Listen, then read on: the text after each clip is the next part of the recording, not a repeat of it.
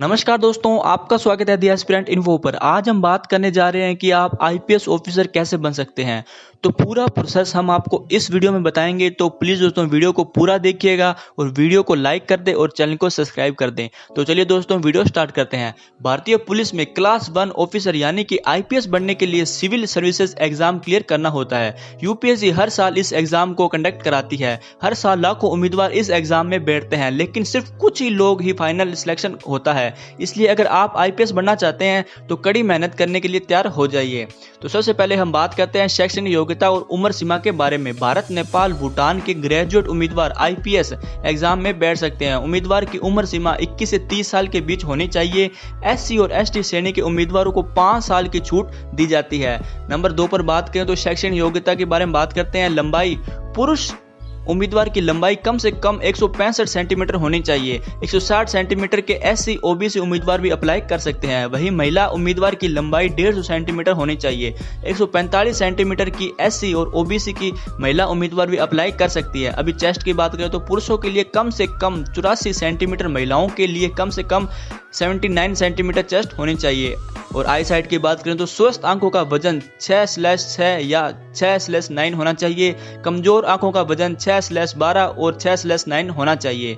Exam की बात करें तो आईएएस, आईएफएस और आईपीएस, आईआरएस तथा अन्य प्रशासनिक पदों की नियुक्ति के लिए यूपीएससी द्वारा आयोजित सिविल सेवा एग्जाम क्लियर करना होता है। इस एग्जाम के 2 चरण होते हैं, प्रीलिम्स एग्जाम और मेन एग्जाम। प्रीलिम एग्जाम, इसमें 200 अंकों के 2 पेपर होते हैं। दोनों ही पेपर में ऑब्जेक्टिव टाइप सवाल पूछे जाते हैं यानी मल्टीपल चॉइस क्वेश्चन। नंबर 2 के पेपर के बारे में बात करते हैं।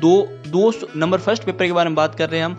200 अंकों के इस पेपर में राष्ट्रीय और अंतर्राष्ट्रीय करंट अफेयर, भारतीय इतिहास और भारतीय राष्ट्रीय आंदोलन, भारत और वैश्विक का भूगोल, भारतीय राजतंत्र और गवर्नेंस, संविधान, पॉलिटिक्स सिस्टम, पंचायती राज, पब्लिक पॉलिसी, आर्थिक और सामाजिक विकास, सस्टेनेबल डेवलपमेंट, गरीबी, जनसंख्या, environment, technology, biodiversity, climate change और जनरल साइंस जैसे विषयों से ऑब्जेक्टिव सवाल पूछे जाते हैं। इस पेपर को अटेम्प्ट करने के लिए समय सीमा 2 घंटे होती है। पेपर सेकंड के बारे में बात करें तो 200 अंकों के इस पेपर में comprehension, interpersonal skills, logic, reasoning और एनालिटिक एबिलिटी, डिसीजन मेकिंग और problem solving, general mental ability, basic numeric और data interpretation, chart, graph, table से संबंधित सवाल पूछे जाते हैं। इस पेपर में अटेम्प्ट करने के लिए समय सीमा 2 होती है। नंबर सेकंड की बात करें तो मेन एग्जाम पर अभी हम आते हैं। सिविल सर्विसेज के मेन एग्जाम में लिखित परीक्षा और इंटरव्यू शामिल है। लिखित परीक्षा में कुल 9 पेपर होते हैं, जिनमें से 2 क्वालिफाइंग ए और बी और 7 अन्य मेरिट के लिए होते हैं। पेपर और सब्जेक्ट और अंक के बारे में भी हम बात कर रहे हैं। पेपर ए यानी क्वालिफाइंग पेपर के बारे में बात करें तो उम्मीदवार को संविधान की 8वीं अनुसूची में शामिल की गई किसी भी एक भारतीय भाषा का चुनाव करना होगा और इसकी अंक सीमा है 300। बी पेपर के बारे में बात करें जो क्वालिफाइंग के लिए हमें क्लियर करना होता है, वो होता है इंग्लिश पे, उसके अंक सीमा होती है 300।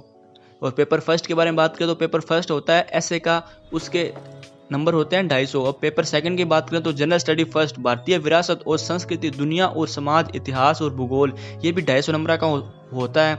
नंबर थर्ड की बात करें तो जनरल स्टडी सेकंड, गवर्नेंस, संविधान, राजतंत्र, सामाजिक न्याय और अंतर्राष्ट्रीय संबंध, ये भी 250 नंबर का होता है। नंबर 4 पेपर के बारे में बात करें तो general study third, technology, economy, development, bio diversity, पर्यावरण सुरक्षा और आपदा प्रबंध, ये भी 250 नंबरों का होता है। पेपर 5 की बात करें तो जनरल स्टडी 4 होता है, आचार नीति, अखंडता और एप्टीट्यूड, ये भी 250 नंबरों का होता है। पेपर 6 की बात करें तो ऑप्शनल सब्जेक्ट पेपर फर्स्ट होता है, वो भी 250 नंबरों का होता है। और पेपर 7 की बात करें तो ऑप्शनल सब्जेक्ट सेकंड पेपर होता है, वो भी 250 नंबर का होता है। और लिखित परीक्षा का कुल योग 1750 अंकों का होता है और इंटरव्यू 275 नंबरों का होता है। और कुल अंक होते हैं वो 2025 होते हैं, लेकिन आप 2025 के अंदर सिर्फ 1000 अंक आप लाने हैं और आप आईपीएस ऑफिसर बन जाओगे। ऑप्शनल सब्जेक्ट की बात करें तो उम्मीदवार एग्रीकल्चर, एनिमल हस्बेंड्री और वेटरनरी साइंस, मानव विज्ञान, botany, chemistry, civil engineering, commerce, accounting, economics, electronics engineering, भूगोल, भूविज्ञान, इतिहास, law management, mechanic engineering, medical science,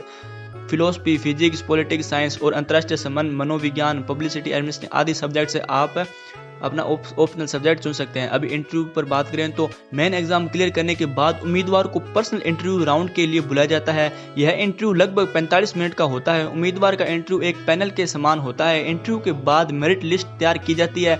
merit list बनाते समय क्वालिफाइंग पेपर नंबर नहीं जोड़े जाते हैं। यूपीएससी एग्जाम क्लियर करने के अलावा स्टेट पीएससी एग्जाम पास करके भी आप आईपीएस ऑफिसर बन सकते हैं। स्टेट लेवल का एग्जाम पास करने के बाद एसपी बनने में 8 से 10 साल लग जाते हैं। अभी ट्रेनिंग की बात करें तो चयनित उम्मीदवार को 1 साल की ट्रेनिंग के लिए पहले मसूरी और फिर हैदराबाद भेजा जाता है।